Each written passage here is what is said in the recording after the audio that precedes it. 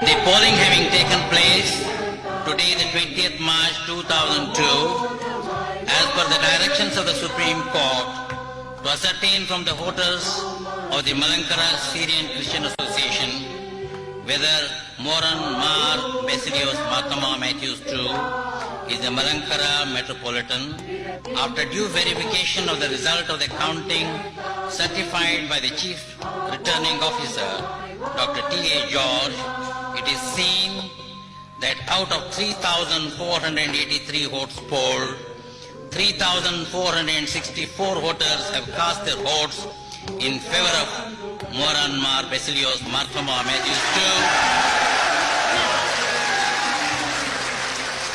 as the Malankara Metropolitan, whereas 10 voters have cast their votes against him. It is therefore declared that Moran Mar Basilios Mahatma Matthews II is the Malankara Metropolitan of the Malankara Orthodox Syrian Church.